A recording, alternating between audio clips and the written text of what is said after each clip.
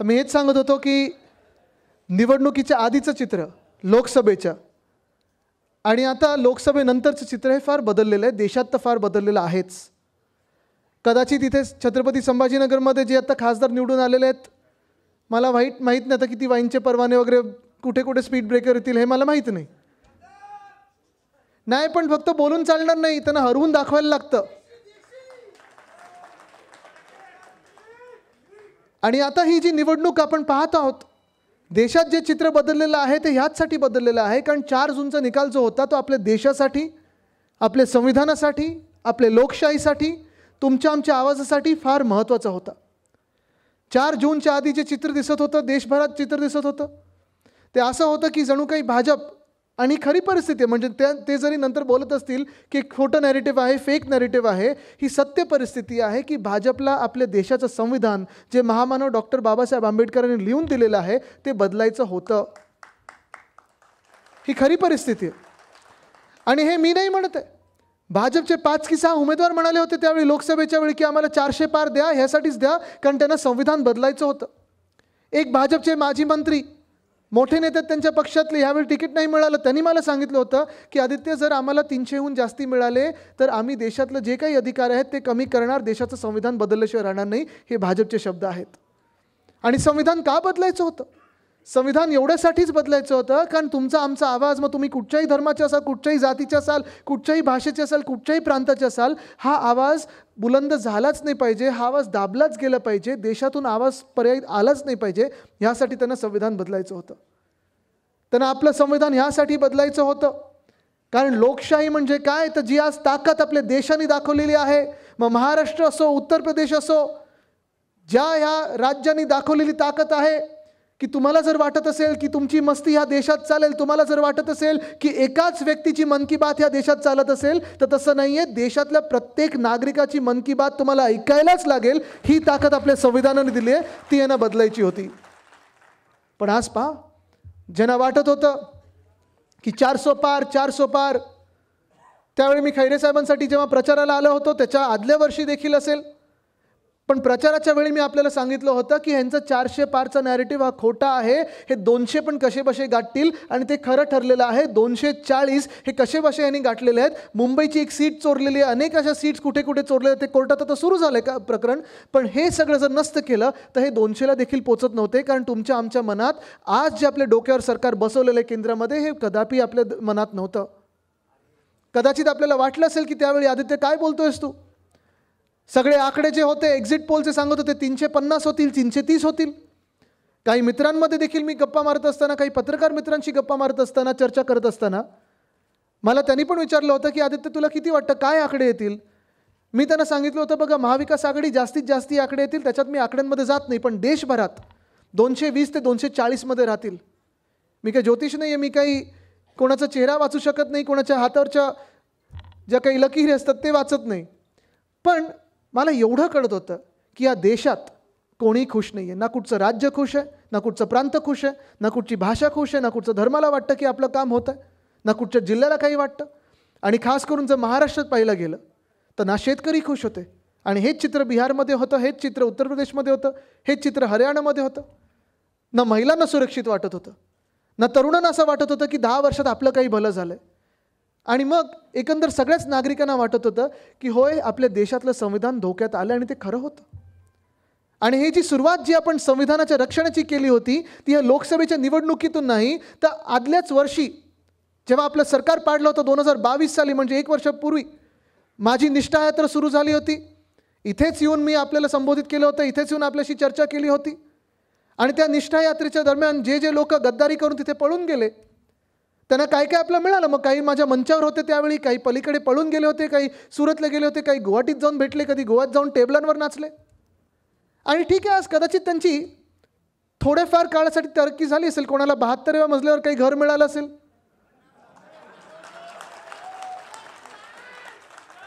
कोणाला डिफेंडर गाड्या मिळाल्या असतील,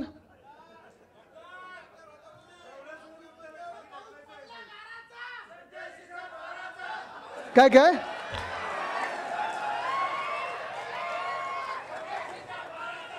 कोणाला म्हणतात टोल नाके मिळालेले आहेत. पण हे सगळं जरी असलं आणि ह्या 50 खोकेवाल्यांना सगळं काही त्यांचं आवडतं, चाहतं, जे काही असेल त्यांच्या मनामध्ये, तो अलादीनचा दिवा कसा होता, थोडं घासलं की जे पाहिजे तसं मुख्यमंत्री महोदयांकडे जातात. हे असं थोडं केलं की सगळं काही मिळतं. पण हे जरी त्यांच्यासाठी खरं असेल तरी तुम्ही मला सांगा, गेल्या 2 वर्षामध्ये महाराष्ट्राला जे हवं आहे, महाराष्ट्राच्या तरुणांना जे हवं आहे, महाराष्ट्रातल्या शेतकऱ्यांना जे हवं आहे, महाराष्ट्रातल्या महिलांना जे हवं आहे, हे महाराष्ट्राला मिळालं आहे का? आपल्या नशिबात जे यायला पाहिजे होतं महाराष्ट्र म्हणून, तुम्ही आम्ही म्हणून विचार बाजूला ठेवा. शिवसेना उद्धव बाळासाहेब ठाकरे पक्ष म्हणून हा विचार बाजूला मनातून काढा, की नेते म्हणून आपण विचार करतोय, की इच्छुक म्हणून विचार करतोय, की खासदार किंवा आमदार, हा विचार बाजूला ठेवा. पण एका महाराष्ट्राचा नागरिक म्हणून तुम्ही विचार करा, की गेल्या 2 वर्षामध्ये जो कारभार आपल्याला अपेक्षित होता, जे आपल्याला डोळ्या देखत दिसायला पाहिजे होतं, जी प्रगती आपली झाली पाहिजे होती, जशी या 50 खोक्यावाल्यांची झाली, या गद्दारांची झाली, ती प्रगती आपल्या महाराष्ट्र राज्याची झाली आहे का? हा विचार तुम्ही केला पाहिजे. कारण एक निवडणूक आता मागे गेलेली आहे. आणि जसं मी सांगत होतो, निष्ठा यात्रा माझी चालू होती, त्यानंतर उद्धव साहेबांनी आणि महाविकास आघाडीने महाराष्ट्रात संविधान रक्षणाची वज्रमूठ ही सभा आपण हाती घेतली होती. संभाजीनगर, छत्रपती संभाजीनगरमध्ये देखील सभा झाली होती, फार मोठी सभा झाली होती. आणि तेच संविधान आपण वाचवण्यात जर केंद्र सरकारच्या तिथे आपण यशस्वी ठरलो असू, तरी एक मोठी लढाई आता पुढची आपली येत आहे. ही लढाई संपलेली नाही आहे. कारण संविधान रक्षण ह्याची सुरुवात आणि गरज खरोखर जास्तीत जास्त ह्या महाराष्ट्रात हवी आहे. जे सरकार 2 वर्षापूर्वी आपलं पाडलं गेलं गद्दारांनी, 40 चोरांनी पाडलं सरकार, अलिबाबानं आपल्या डोक्यावर बसवलं, हे सरकार जे आहे ते घटनाबाह्य आहे. ज्या मिनिटाला कोर्टाकडून निकाल लागेल, जेव्हा लागायचं तेव्हा लागेल. आता काय अपेक्षा तर आहेच, तारीख पर तारीख मिळत चाललेली आहे, पण जेव्हा लागेल तेव्हा हे 40 चोर जेव्हा बाद होतील, तेव्हा हे ठरवलं जाईल की हे सरकार घटनाबाह्य होतं. आणि घटनाबाह्यचा अर्थ हाच आहे की डॉक्टर बाबासाहेब आंबेडकर महामानव यांनी जे संविधान आपल्याला लिहून दिलेलं आहे, ते संविधान यांनी बाजूला ठेवलेलं आहे. पण लोकसभेची निवडणूक ही लोकशाहीची होती, जे लोकशाही आता महाराष्ट्रातून तर बाजूलाच काढलेली आहे. गेले 2 वर्ष तुम्ही मला सांगा, तुम्ही कधी नगरसेवक 2 वर्षात पाहिलाय का कोणी? नाही, कारण निवडणूकच झाल्या नाही आहेत. 4 वर्ष, पण 4 वर्षांमध्ये पहिली 2 वर्ष कोविडची होती, त्यानंतर निवडणुका लागायला पाहिजे होत्या, प्रशासक लागलेले आहेत. त्यानंतर कुठेही महापौरची निवडणूक नाही, कुठच्याही कमिटीची निवडणूक नाही. तसंच नुसतं छत्रपती संभाजीनगर नाही तर मुंबई असेल, पुणे असेल, ठाणे असेल, नागपूर असेल, नाशिक असेल, कोल्हापूर, सोलापूर, वसई विरार, पनवेल, कुठेही जर पाहिलं तर महापौर नाही, नगरसेवक नाही, कमिट्या नाही, काम नाही. घाबरतातच. पण फक्त घाबरत नाही तर 2 गोष्टी आहेत. एका बाजूला घाबरतात जनतेच्या समोर जायला, पण त्यांच्या मागच्या दारातून जे कॉन्ट्रॅक्टर तर समोरच्या दारातून मंत्रालयात घुसायला लागलेले आहेत, ते कॉन्ट्रॅक्टरच्या समोर नतमस्तक होतात. आणि मिंदे सरकार, CM म्हणजे कॉन्ट्रॅक्टर मंत्री असं ते झालेलं आहे. सगळीकडे कॉन्ट्रॅक्ट कॉन्ट्रॅक्ट कॉन्ट्रॅक्ट. सगळ्या काही हायवे, आता नवीन हायवे म्हणजे जुना रस्ता कुठचा रिपेअर होत नाही, जुने खड्डे काही बुजत नाहीत, पण नवीन हायवे करायचे, नवीन उड्डाणपूल करायचे, नवीन बोगदे करायचे. कशासाठी, कोणासाठी, का म्हणून? आज आपण प्रश्न पाहत आहोत हा सर्वात मोठा, की जसं लोकशाही मी सांगितलं तुम्हाला धोक्यात आहे. महाराष्ट्रात निवडणूक झाली नाही, पुणे आणि चंद्रपूर लोकसभेची निवडणूक 1 वर्ष, 1.5 वर्ष पोटनिवडणूक झालीच नव्हती. आपल्या महानगरपालिका असतील, नगरपालिका असतील, अनेक निवडणुका अशा पेंडिंग ठेवल्यात. हेच सोडा, मुंबई युनिव्हर्सिटीमध्ये, मुंबई विद्यापीठामध्ये सिनेटची निवडणूक जी असते ती पण घेण्यासाठी यांना हिंमत नाही. असं हे मिंदे आणि भाजप प्रणित सरकार आहे. पण एका बाजूला लोकशाहीसाठी आपण लढलो, एका बाजूला संविधानासाठी लढलो. छत्रपती संभाजीनगरमध्ये निकाल जो काही आला असेल, पण आपल्याला पुन्हा एकदा तयारी करायला लागेल. कारण ही लढाई सर्वात जास्ती लोकशाहीची असेल किंवा संविधानाची असेल, ती महाराष्ट्रात सर्वात महत्त्वाची ठरणार आहे, सर्वात महत्त्वाची ठरणार आहे. आणि जशी संविधानाची ही लढाई आहे, तशी आपल्या स्वाभिमानाची देखील ही लढाई आहे, हे विसरू नका. स्वाभिमान आपला चिरडला जात आहे. आपल्या महाराष्ट्राची अस्मिता, आपल्या महाराष्ट्राचा आत्मा हा चिरडला जात आहे, दाबला जात आहे. कारण आज तुम्ही पहा, ह्या महाराष्ट्राला जो एक सुवर्णकाळ, जो सुवर्ण संधी आपण महाविकास आघाडी म्हणून आणत होतो, जो सुवर्णकाळ आपण महाविकास आघाडी म्हणून ह्या महाराष्ट्राला दाखवत होतो, तो सुवर्णकाळ आज गेलाय कुठे, ही आज विचार करण्याची वेळ आलेली आहे. महाविकास आघाडीचं आपलं सरकार असताना आपल्याला आठवत असेल, अनेक वेळा मी याच छत्रपती संभाजीनगरमध्ये आलो. एक ते खाम नदीचं इथे चांगले ते एका NGOनी काम केलेलं आहे, ते आता पुरस्कार मिळणार आहे त्यांना, पर्यावरणाचा पुरस्कार, जागतिक पुरस्कार त्या खाम नदीवर ज्यांनी काम केलं त्यांना मिळणार आहे. पण त्यांना प्रशासनाची देखील आपली जोड होती.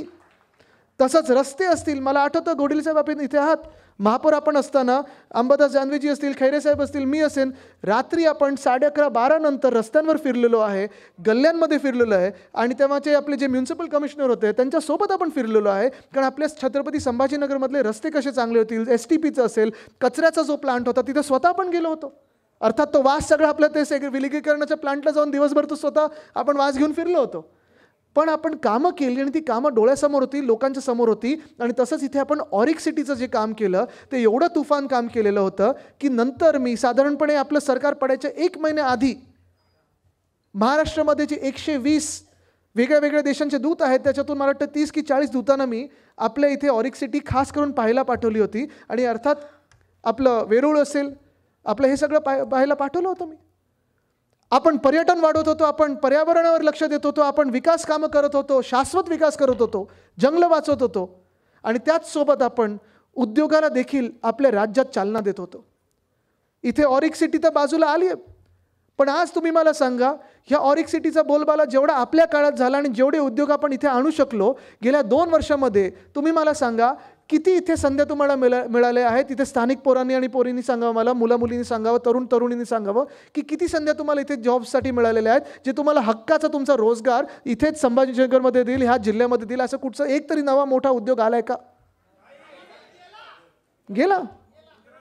जे होते ते पण निघून चाललेले आहेत, जे आहेत त्यांना पळवण्याचं काम चालू आहे आणि जे येणार आहेत त्यांना रोखण्याचं काम चालू आहे. कारण भाजपचं जे काही राजकारण आहे ते महाराष्ट्र विरोधी आहे, महाराष्ट्र द्वेष्टे आहे. आज आपण पाहतोय महाविकास आघाडीचं जेव्हा सरकार होतं तेव्हा उद्धवसाहेब मुख्यमंत्री होते आणि त्याच मुख्यमंत्र्यांनी कोविडच्या काळात अर्थचक्र बंद पडलं होतं तरी देखील अर्थचक्र सुरू करण्याचा पूर्ण प्रयत्न केला आणि जून 2020 पासून जून 2022 पर्यंत साधारणपणे 6.5 लाख कोटीची गुंतवणूक आपण आपल्या राज्यात आणू शकलो. हे आपलं महाविकास आघाडीचं हे जे काम होतं ते लोकांसमोर आहे. पण तुम्ही मला सांगा, जे मी जसं इथे छाती ठोकून सांगू शकतो की एवढी गुंतवणूक आपण आणली, आज आपल्या राज्याचे जे उद्योग मंत्री त्यांचे उद्योग कुठे काय चालतात जे आपल्याला माहिती नाहीत. काही काही लोकांना माहिती असतील, बरोबर आहे. रस्ता दिसतो, डांबर दिसत नाही. तुम्हाला काय कोकणातून समजलं वाटतं? पण आज तुम्ही मला सांगा, ते इथे येऊन माझ्या बाजूला उभं राहून असं छातीठोकपणे सांगू शकतील का की होय हे सगळे उद्योग आम्ही आमच्या राज्यात आणले? सांगू शकतील का? आपलं सरकार असताना जेवढे उद्योग आपण इथे ह्याच ऑरिक सिटीमध्ये आपण मेडिकल डिव्हाइस पार्क आणणार होतो, केंद्राकडे आपण प्रस्ताव पाठवला होता आणि तो प्रस्ताव असा 100% नीट करून पाठवला होता की केंद्र आपल्याला नाकारू शकतच नाही. पण मेडिकल डिव्हाइस पार्क होता, महाराष्ट्र द्वेष्ट्यांनी पाठवला कुठे? गुजरात. बल्क ड्रग पार्क रोह्यामध्ये आणणार होतो, ह्या मेडिकल डिव्हाइस पार्कला त्याची साथ मिळाली असती बल्क ड्रग पार्कची. आता ड्रग्स सगळीकडे दिसत आहेत, गुजरातमधून ड्रग्ज राज्यांमध्ये येत आहेत, पण बल्क ड्रग पार्क जे औषधं बनवण्याचं जे फॅक्टरी आणणार होतो आपण, ती बल्क ड्रग पार्क गेली कुठे? गुजरात. असंच वेदांता फॉक्सकॉन, होय मी पाठपुरावा करत होतो त्याचा. माझ्यासोबत देसाई साहेब, सुभाष देसाई साहेब जे इकडचे पालकमंत्री राहिलेले आहेत, काम चांगलं केलेलं आहे. आणि तसंच उद्योगमंत्री म्हणून त्यांनी 10 वर्ष आपल्या राज्यात काम केलं, 7.5 वर्ष त्यांनी काम केलं. तेच उद्योगमंत्री मला आठवतात, त्यांनी वेदांता फॉक्सकॉन हा प्रकल्प तळेगाव येथे येणार हे पक्क झालं होतं. आपलं सरकार गेलं आणि हे वेदांता फॉक्सकॉनचं प्रकरण गेलं कुठे? गुजरात. 1 लाख तरुणींना आपल्या राज्यामध्ये नोकऱ्या मिळाल्या असत्या. ऑरिक सिटीमध्ये असेल मेडिकल डिव्हाइस पार्क, रोह्यामध्ये बल्क ड्रग पार्क, तळेगावमध्ये हे वेदांता फॉक्सकॉन असेल, तिथे नागपूरजवळ एअरबस टाटा असेल, सोलर एनर्जी इक्विपमेंट पार्क असेल, हे सगळं पळवतात आणि नेतात गुजरातला. काल मी पाहिलं MPCB, Maharashtra pollution control board, माझ्याकडे देखील ते होतं मी मंत्री असताना. काल धाड मारली मर्सिडीज बेन्झ कंपनीवर. सांगतात तिथे आम्ही काहीतरी तफावत बघितली, तिथे ते कायदे कानून पाळत नव्हते आणि आज त्यांनी ते ट्विटरवरनं स्वतःचं ट्विट डिलीट केलं आहे. आज मी मिंदे साहेबांना विचारत आहे, आज मी ह्या घटनाबाह्य मुख्यमंत्र्यांना, गद्दार मुख्यमंत्र्यांना विचारत आहे की काल जी MPCBनी धाड टाकली मर्सिडीज बेन्झ कंपनीवर, ती धाड होती की काहीतरी पाहिजे? बरोबर आहे, बरोबर आहे. विषय कळला तुम्हाला? हे पहिलं स्पष्टीकरण द्या. दुसरं म्हणजे जर धाड टाकली असेल, काय आढळून आलं तुम्हाला, काय नक्की तुम्ही दंड लावलेला आहे, काय चुकत होतं मर्सिडीज बेन्झ कंपनीचं, हे देखील सांगा. कारण त्या कंपनीने जग जाहीर सांगितलेलं आहे की आम्ही जागतिक पातळीचे स्टँडर्ड्स फॉलो करतो, आम्ही एक सुद्धा चूक केलेली नाही आहे. एवढी हिंमत जर त्यांच्यात असेल तर काहीतरी ते खरं करत असतील. पण तरुणांनी हा विचार केला पाहिजे. एका बाजूला जर्मनीची कंपनी जी महाराष्ट्रात आलेली आहे, त्यांना हे गुजरातला पाठवण्याचा पूर्ण प्रयत्न करत आहेत, इथे कंपन्या बंद करून किंवा हप्ते घेऊन किंवा जे काही मागून. मला माहीत नाही, खोक्याचं धोक्याचं राजकारण चालू असतं. पण दुसऱ्या बाजूला आपल्याला सांगतात की जर्मनीमध्ये आपल्याला 1,00,000 नोकऱ्या मिळणार आहेत. इथे कोणाला जर्मन भाषा येते का? जरा हातवरती करा. एकाला येते वाटतं तिथे.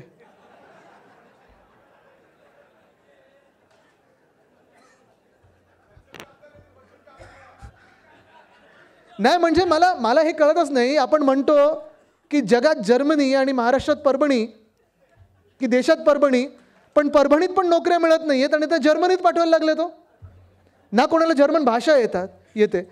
1-1.5 लाख विजा हे देऊ शकणार नाही आहेत. आपल्या लोकांना, आपल्या तरुण मुलींना इथे इंजिनियरचे इथे जॉब्स मिळत नाहीत आणि देणार आहेत जर्मनीमध्ये. काय विमान तुम्ही पाठवणार आहे भरून? ह्या गद्दारांना असं वाटतं की गोवा, गुवाहाटी, सुरतला गेले तसं हे ना तिथे जायचं आहे. पण असं होऊ शकत नाही. आणि हाच तरुणांनी विचार केला पाहिजे की पुढची जी निवडणूक आहे ही आपल्या स्वाभिमानाची निवडणूक आहे. स्वाभिमान आपलं चिरडलं जात आहे आणि स्वाभिमान तोच आहे जिथे तुम्ही सांगू शकता हक्काने की होय, ही माझी कमाई आहे, मी त्या कमाईवर जगतो. पण निवडणुकीच्या वेळी हे आपल्याला पटवायचा प्रयत्न करतील, हे आपल्याला काहीतरी अजून देण्याचा प्रयत्न करतील, हे आपल्याला विकत घेण्याचा प्रयत्न करतील, हे आपल्यामध्ये चीड निर्माण करण्याचा प्रयत्न करतील, हे आपल्यामध्ये वाद निर्माण करण्याचा प्रयत्न करतील.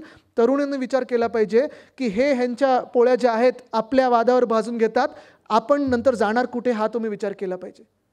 ना जर्मनीमध्ये आपण जाऊ शकत, ना गुजरातमध्ये आपल्याला नोकऱ्या मिळणार आहेत. आणि गुजरातशी आपलं काही भांडण नाही, काही वैर नाही आहे. मला राग तेव्हाच येतो आणि कदाचित तुम्हाला वाटत असेल की अरे आदित्य हा परत आम्हाला तेच सांगतोय. पण हे जे प्रकरण आहे ते थांबलेलं नाही आहे की सगळं जे काही आहे ते गुजरातला पाठवलं जातं आहे. गुजरातचं जे हक्काचं आहे त्यांना मिळालंच पाहिजे. पण माझ्या हक्काचं, महाराष्ट्राच्या हक्काचं आहे जे तेव्हा तिथे पाठवतात तेव्हा मला राग येतो, तिथे मी नडणार म्हणजे नडणारच. आपलं सरकार ह्याचसाठी आणणं गरजेचं आहे. धावपळ करून ठीक आहे, जे आसामला जायचं आहे आसामला जाऊ दे, काश्मीरमध्ये तिकडची गुंतवणूक तिथे जाऊ दे, पण महाराष्ट्राची गुंतवणूक जी आपण धावपळ केली, ज्यासाठी आपण हट्ट केला, किंवा जसं भाजपले सांगतात बाळ हट्ट केला आदित्यने, ठीक आहे चला बाळ हट्ट केला. काय माझ्या आजोबांचंच नाव बाळ केशव ठाकरे होतं तर बाळ हट्ट, चला बाळासाहेब आहेतच माझ्या नावामध्ये. पण मुख्य गोष्ट हीच आहे की बाळ हट्ट असेल, धावपळ असेल, मेहनत असेल, ज्या गोष्टीसाठी केली ती गोष्ट हीच होती की माझ्या तरुणींना, माझ्या मित्रमैत्रिणींना, इकडच्या महाराष्ट्रातल्या आपल्या युवा वर्गाला नोकऱ्या मिळायला पाहिजेत, ज्या नोकऱ्या आज मिळत नाही आहेत. MIDCमध्ये नोकऱ्या मिळत नाहीत. MIDC ओस पडत चाललेली आहे. ज्या MIDC चांगल्या होत्या त्या बंद पडत चाललेल्या आहेत. जे उद्योगपती आहेत ते मला अनेकदा भेटतात. परवाकडे नाशिकला होतो, आज छत्रपती संभाजीनगरमध्ये काही भेटीगाठी होत असतात आणि ते मला सांगतात की आदित्यजी आम्ही जायचं कोणाकडे?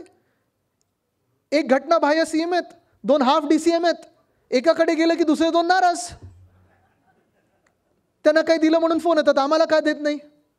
ते बोलतात साहेब आम्ही काही द्यायला आलो नाही, तुमच्याकडून परवानगी घ्यायला आलो आहे. पण आज जी काही स्कीम चालू आहे, एकच लाडका उद्योगपती, एकच सगळं काही चालवणार, सगळे एअरपोर्ट त्यांच्याकडे, धारावी त्यांच्याकडे, मुंबई त्यांच्या घशात. आणि तसंच जर पाहिलं गेलं तर दुसऱ्या बाजूला लाडका माझा कॉन्ट्रॅक्टर ही जी योजना आहे, हीच योजना चालू आहे. तेही कॉन्ट्रॅक्टर कुठून आले हे तुम्ही लक्षात घ्या. कारण जे काही माझ्या कानावर येतं, अयोध्येमध्ये हरले, वाराणसीमध्ये हरायच्या जवळपास आले होते, ह्याचं कारण एकच होतं की तिकडच्या स्थानिक भूमिपुत्रांना त्याने डावललं आणि गुजरातच्या कॉन्ट्रॅक्टरना काम दिलं. मंदिरातले पुजारी देखील आता गुजरातचे आणतात.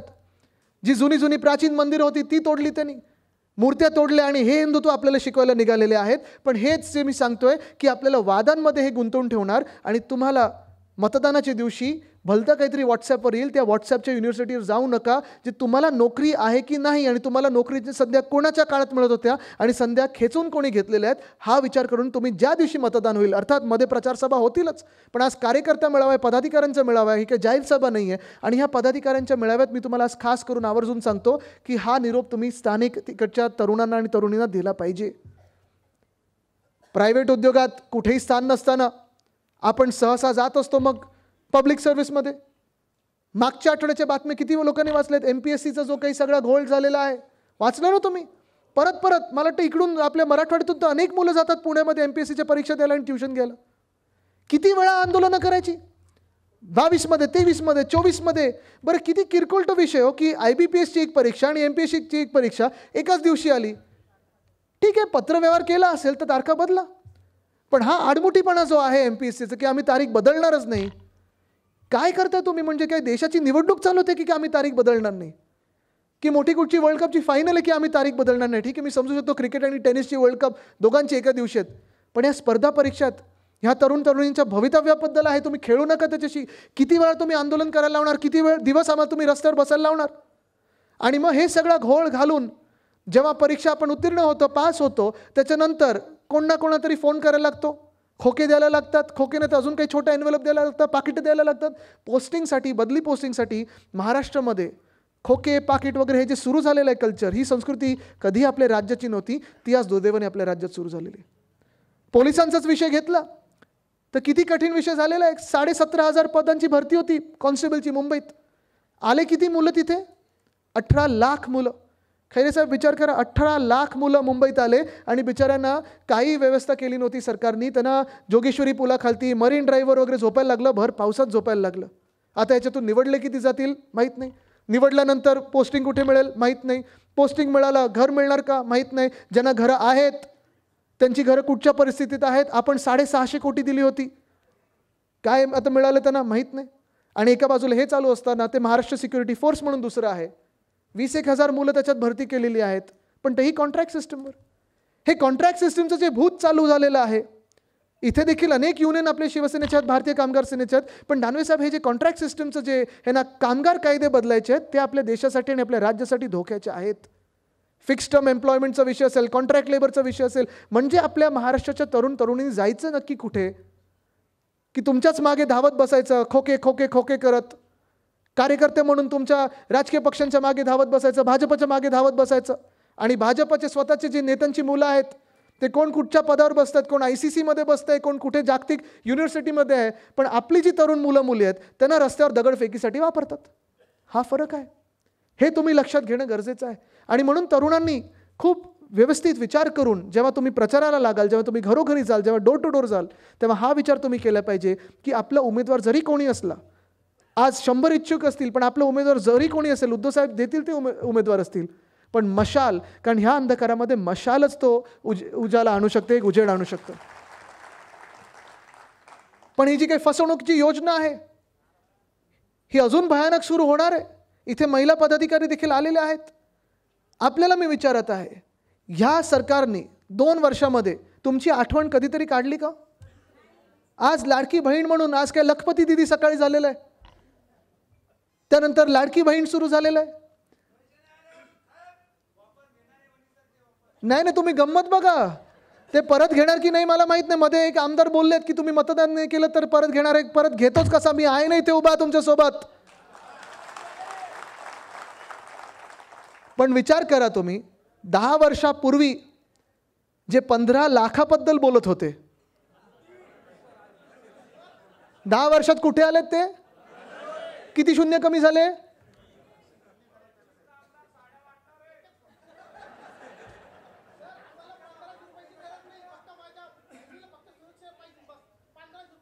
$1500च नाही, आपलं सरकार आल्यानंतर आपण वाढीव देऊ.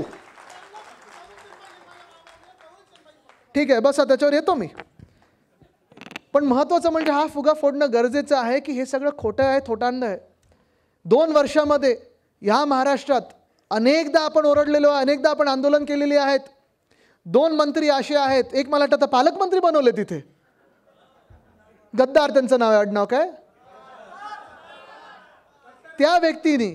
त्या व्यक्तीने सुप्रियाताई सुळेंना एवढ्या घाणेरड्या शिव्या दिल्या होत्या चॅनलवर, केवढ्या घाणेरड्या शिव्या दिल्या होत्या. महिलेला शिव्या दिल्या. तुम्ही 1 मिनिट विचार करून मनातून काढून टाका की सुप्रियाताई राष्ट्रवादी काँग्रेसचे नेते आहेत किंवा खासदार आहेत, पण जी व्यक्ती, जो मंत्री ह्या अशी शिवीगाळ कोणालाही, महिला पुरुष कोणालाही करू शकतो, त्या मंत्र्याला खरं लाथ मारून काढून टाकायला पाहिजे होतं मंत्रिमंडळातून, गेट आउट सांगायला पाहिजे होतं.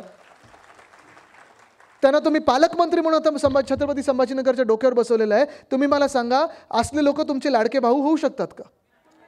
दुसरे मंत्री आहेत, आज निर्लज्जपणे ते बोलले आहेत की अशा घटना तर होतच असतात, अशा घटना होतच असतात.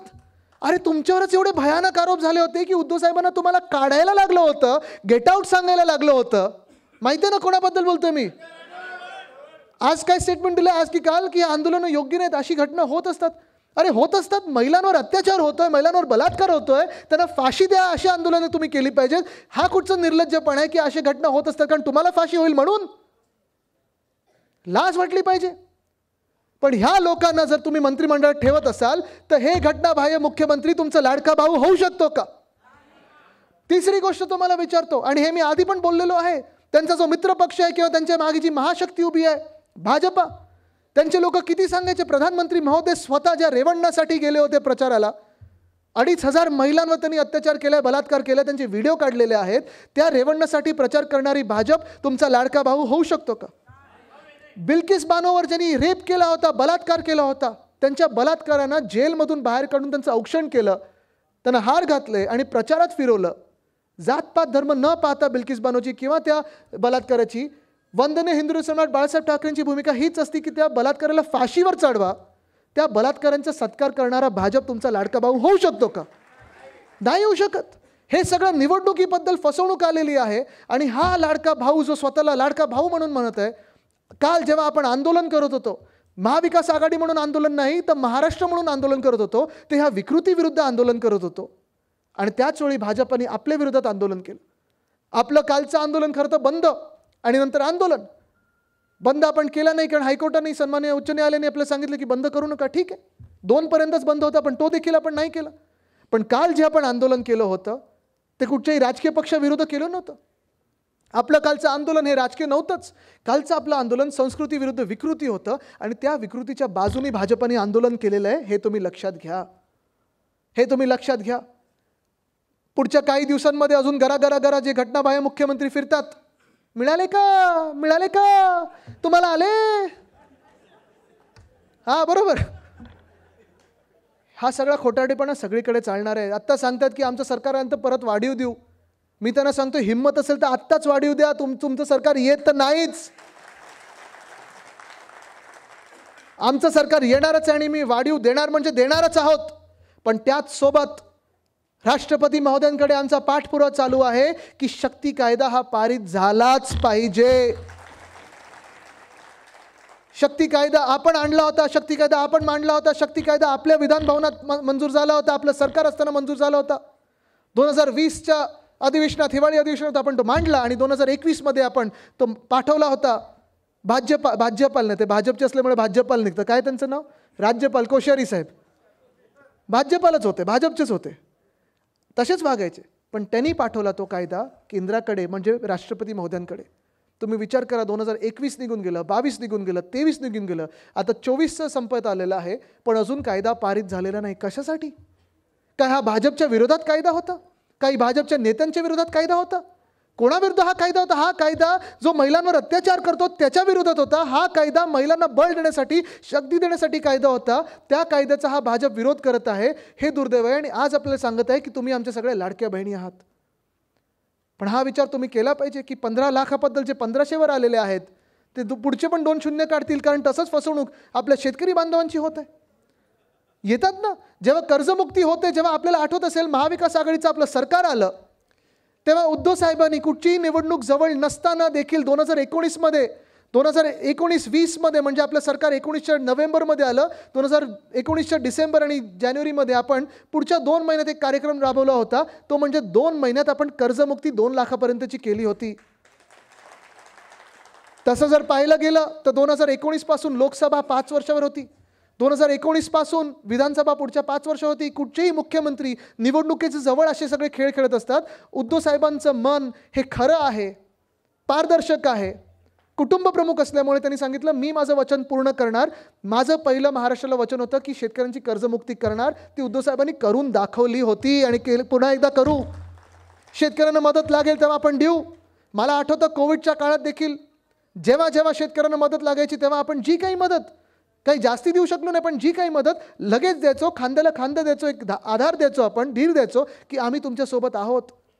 उद्या आता आपण फिरणार आहोत, जिथे शेतकरी भेटतील, शेतकरी मेळावे आहेत, आपले शेतकरी संवाद आहेत, आपले पदाधिकारी देखील असतील. पण तुम्ही ह्या महाराष्ट्रातल्या शेतकऱ्यांना विचारा की गेल्या 2 वर्षामध्ये तुम्हाला वाटतं का की हे सरकार तुमचं आहे? आणि हेच मी तुम्हाला सांगते, महिलांना पण सांगते, जे 1500 बद्दल आता बोलायला लागलेले आहेत, 15 रुपयाचे जर तुम्हाला चेक यायला लागले तर त्याच्यात आश्चर्य काही वाटून घेऊ नका. कारण महाराष्ट्रातल्या शेतकऱ्यांना कधी 2 रुपयाचा चेक, कधी 5 रुपयाचा चेक, कधी 15 रुपयाचा चेक, हे सगळे दाखले आहेत, हे चेक दाखवलेले आहेत, प्रेसमध्ये आलेलं आहे. कारण सुरुवात अशीच झाली की आम्ही 6000 देऊ, प्रधानमंत्री काय ते किसान सन्मान योजना, आणि 4000 रुपये खालतून आम्ही राज्य सरकार म्हणून देऊ. मग हे सगळं होताना एवढे कमी चेक जातात कसे? म्हणजे आता शेतकऱ्यांना एकदा फसवून झालं की आता महिलांना फसवायला सुरू करते की काय हे राज्य सरकार आणि भाजपचं सरकार, हा आता प्रश्न पडायला लागलेला आहे. पण महाराष्ट्र आता फसणार नाही. कारण महाराष्ट्रातल्या शेतकऱ्याला देखील माहिती आहे की पंजाबमधून जे शेतकरी आंदोलन करायला गेले होते, हरियाणामधले जे शेतकरी आंदोलन करायला गेले होते, त्यांच्यावर लाठीचार्ज केला गेला ह्याच भाजपाने. अन्नदाता देवो भव ही आपली देशाची संस्कृती आहे, पण ह्याच अन्नदात्यावर अश्रुधूर सोडला गेला. पोलीस फायरिंग केलं होतं, त्यांना माओवादी बोललं, त्यांना खलिस्तानी बोलले, त्यांना अतिरेकी बोलले, आणि आता ते सांगतात की आम्ही किसानच्या सोबत आहोत.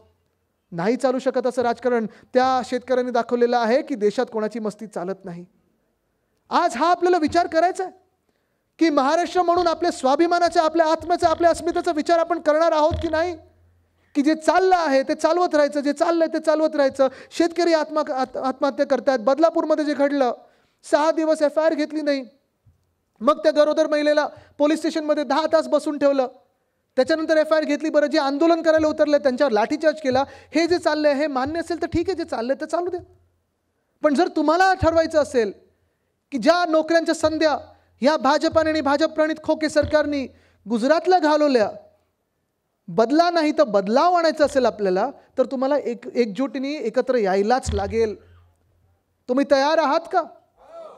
जर तुम्हाला वाटत असेल की गेल्या 2 वर्षामध्ये महिलांवर जे अत्याचार होत आहेत, जे बलात्कार होत आहेत, जे महिलांचा आवाज सतत दाबला जातोय आणि या काही खोट्या नाट्या स्कीम लोकांसमोर आणल्या जातात, ही फसवणूक जर आपल्याला दूर करायची असेल आणि लाडकी बहीणसोबत सुरक्षित बहीण जर आणायची असेल, तर आपल्याला आपल्या आतमधली सगळी जी भांडणं आहेत महाराष्ट्र म्हणून ती बाजूला ठेवायला लागतील आणि आपण एकत्र यायलाच लागेल. तुम्ही एकत्र यायला तयार आहात का?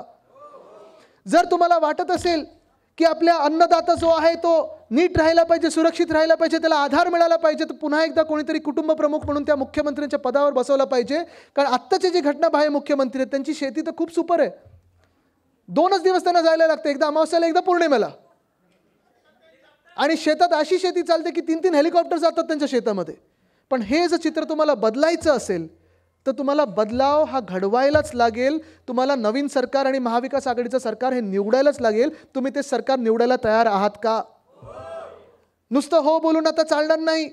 कारण आपण खूप वेळा आपली भाषणं चालतात, आता बघू आपण फडकूनच राहू, आपला निवडणूक आपण जिंकलीच पाहिजे. पण तुम्हाला कार्यकर्ता म्हणून, तुम्हाला पदाधिकारी म्हणून मेहनत घ्यायला लागेल. एक लोकसभेची निवडणूक आपण जिंकल्यासारखी आहोत, कारण आपण मस्ती खालती खेचली, हुकुमशहाला एक खालती आणलेला आहे, म्हणून ही निवडणूक जिंकलं असं नाही आहे. मार्ग सोपा नसणार आहे. सगळं काही ते तुम्हाला करतील, तुम्हाला धमकवण्याचा प्रयत्न करतील. तुम्ही घाबरणार आहात का? तुम्हाला विकत घेण्याचा प्रयत्न करतील, तुम्ही विकले जाणार आहात का? तुम्हाला फसवण्याचा प्रयत्न करतील, तुम्ही फसले जाणार आहात का? या महाराष्ट्रामध्ये हे तर सुरुवात झालेली आहे की हिंदू मुस्लिममध्ये भांडणं, मग इतर काही समाजामध्ये भांडणं, मग आपल्या जातीमध्ये भांडणं, आरक्षणावरनं भांडणं, तुम्हाला मग महिला पुरुषमध्ये भांडणं, जिल्ह्यामध्ये भांडणं. आपण विखुरले जाणार आहोत का? कारण ठीक आहे, इतिहास आपल्याच्या आत्ताच्या काळामध्ये मतदानाचा जो इतिहास असतो ते एक बोट घडवतं, पण एक बोट म्हणजे काही लोकशाही नाही. आपण सगळे जर पाहिलं तर ही जी 5 बोटं आहेत, ही 5 बोटं म्हणजे सगळे समाज आहेत, सगळे धर्म आहेत, सगळे जिल्हे आहेत, सगळे प्रांत आहेत. आपण सर्व ही 5 बोटं आहोत. जर आपल्याला लढायचं असेल तर ह्या 5 बोटांना वेगळं लढून चालणार नाही. जर ताकद बघायची असेल तर ह्या 5 बोटांना एकत्र आणून ही वज्रमूठ तयार केली पाहिजे, तर आणि तरच आपण लढू शकतो. ही ताकद आहे आणि ही ताकद तुम्हाला दाखवायला लागणार. ही ताकद तुम्ही आज महाराष्ट्राची वज्रमूठ असणार आहात. मी आज पुन्हा एकदा तुम्हाला विचारतोय, तुम्हाला फसवलं जाईल, तुम्ही फसणार आहात का? ED, IT, CBI, पोलीस, निवडणूक आयोग तुमच्या मागे लावले जातील, तुम्ही घाबरणार आहात का? तुम्हाला धमकावलं जाईल, तुम्ही धमकले जाणार आहात का? तुम्ही दाबले जाणार आहात का? तुम्ही घाबरणार आहात का? लढायला तयार आहात का? जिंकायला तयार आहात का? मेहनत घ्यायला तयार आहात का? दिवसाला रात्र, रात्रीला दिवस करायला एक तयार आहात का? लढायला तयार आहात का?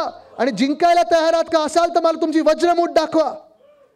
ही ताकद आहे एकजुटीची. ह्याच्यात ना कुठे कुठे जात दिसत आहे, ना धर्म दिसत आहे, ना प्रांत दिसत आहे. हा मला महाराष्ट्र दिसत आणि महाराष्ट्राचा स्वाभिमान दिसत आहे.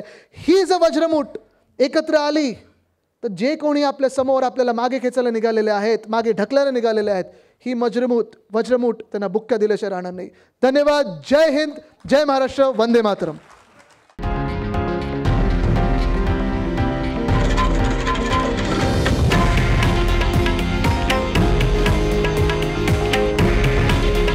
हे आहे देशातील नंबर 1 न्यूज नेटवर्क आणि आपण पाहत आहात TV9 मराठी. काळजी तुमची, हित महाराष्ट्राचं.